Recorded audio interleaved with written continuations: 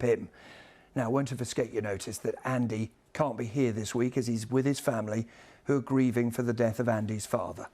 Our thoughts are with them. Now, let's hear the news from Rachel Burden. Good morning. 3 people have died and 3 others have been seriously injured after multiple stabbings at a park in Reading. A 25-year-old man was arrested at the scene on suspicion of murder and is currently in custody. Police say the incident is not at the moment being treated as terror-related, although they are keeping an open mind about the motive. John McManus reports. An air ambulance descending to the centre of Reading in response to reports of a brutal attack. The first alert came at around 7 p.m. yesterday evening, with witnesses reporting a lone man attacking random members of the public in Forbury Gardens. One witness described the sudden and savage nature of the assault. There was quite a lot of people in the park, all drinking with friends, and there was a group of about 8 to 10 people, I think, middle-aged men drinking in a circle, and suddenly this one lone man darted off the path to the left towards them, stabbed one just once, went around to the next person, stabbed them, went around to the next person and managed to get 3 of them before anyone sort of realised. Police say that several people were taken to hospital.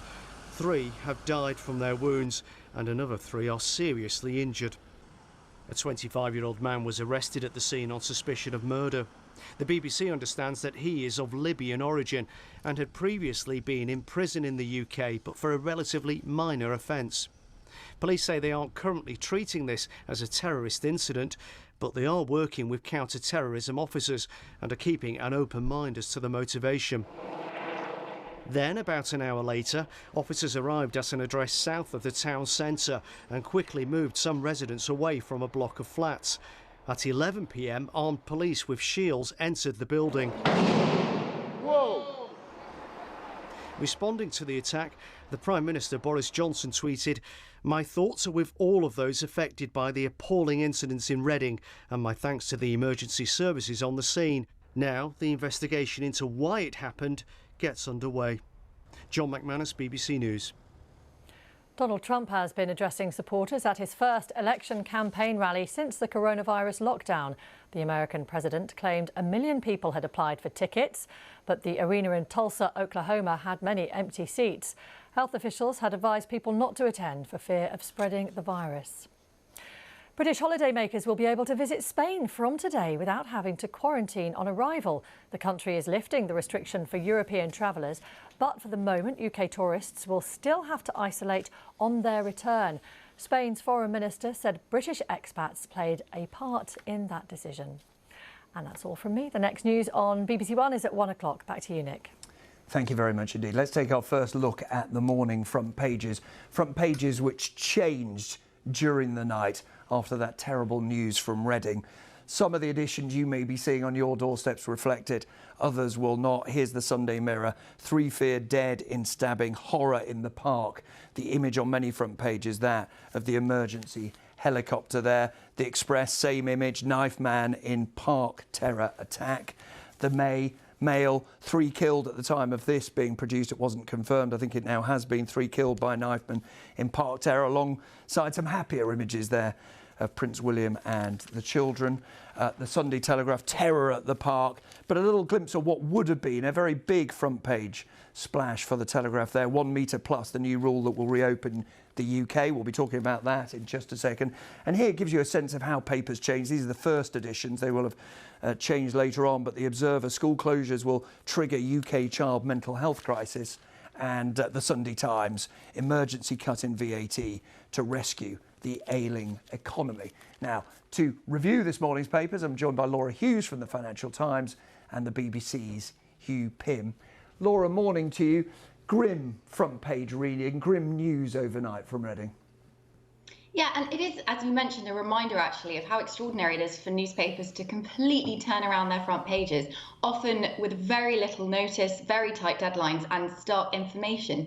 But I think there was a real sense last night that this was going to be a really big story, because you saw Priti Patel, the Home Secretary, and the Prime Minister Boris Johnson both tweeting. So you knew at that point that this was actually going to be quite an extraordinarily large event. And yet it's the last thing I think the British public really needed at this point. And it just, again, is a reminder that these threats still continue to be really prevalent in society, whether or not there's a coronavirus crisis on or not. Hughie, we always have to remember, don't we, that that threat is there.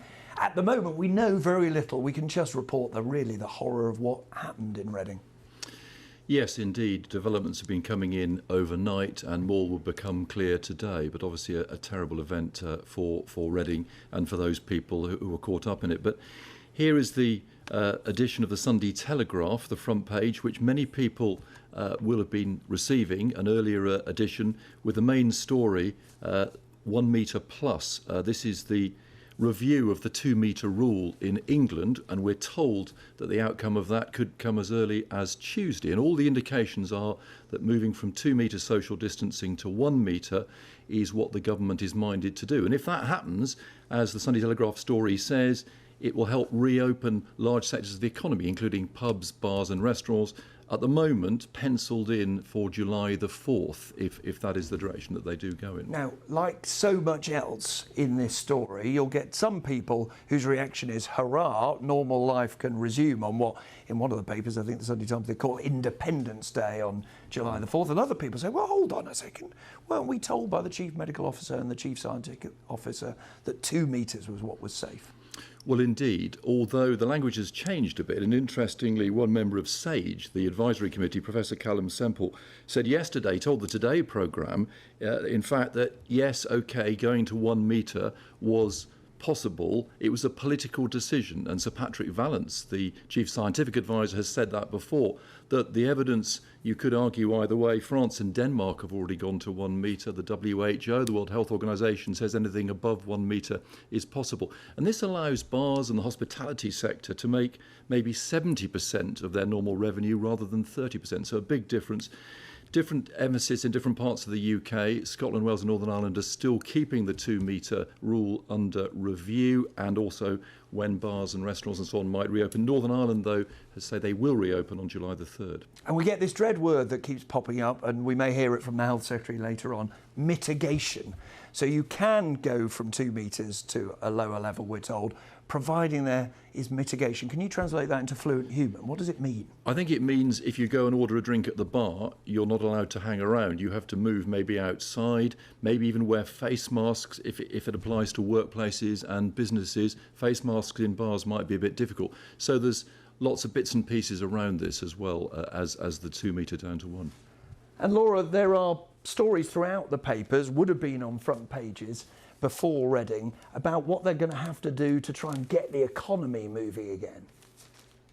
Yes, so we're expecting Rishi Sunak, the Chancellor, to announce some sort of economic stimulus package at the beginning of July in an attempt to mitigate what we are expecting to be one of the biggest recessions in living memory as a consequence of this crisis. And internal estimates that were leaked a couple of weeks ago show that this crisis could cost the Treasury £300 billion. So one of the things they're looking at, according to the Sunday Times this morning, is slashing VAT, and that would be a move to encourage people to get back shopping, to get the economy moving. The former Chancellor, Sajid Javid, is actually calling in the same paper for VAT to be reduced from 20% to 17% for a year to try and turbocharge growth. And of course, there is some precedent of this after the 2008 financial crash. Alistair Darling, the then Chancellor, he reduced VAT. So that's one of the things the government are looking at. And then the Sunday Times is also reporting that they might reduce the amount of national insurance that employers have to pay for their staff. Again, that's designed to try and encourage businesses and companies to keep their workforce on during a very turbulent economic period. The Chancellor was in this studio last week and very notably did not rule out that cut in VAT in the Sunday Times. In a way, what they're trying to do, Laura, is this, isn't it? To say to those people lucky enough to have secure jobs, to have an income, who haven't really been able to spend in recent weeks, get out and spend again. We need your money in the economy.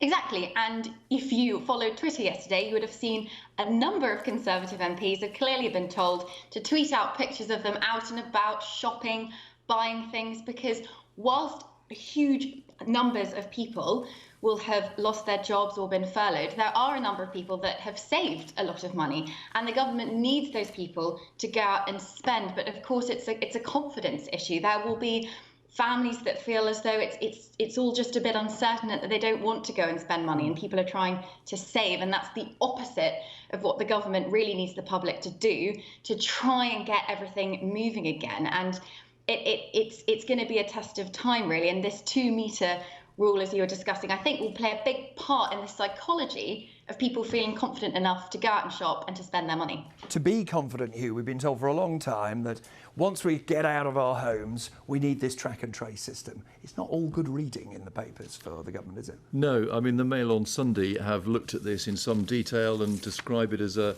farce. There are two stories here. One is that the app, as we reported on Thursday, is no longer going to be at the centre of test and trace. It's been put off till the autumn. It may never be involved in contact tracing. It may play a more straightforward role providing information to people. That's for various reasons to do with whether one system didn't work and whether to go with Google and Apple, and they are looking at that latter one. The story the paper does here looks at what they say is the farce of some contact tracers, the physical contact tracing, people who hit the phones to get in touch with those who've been in contact with others, having very little to do.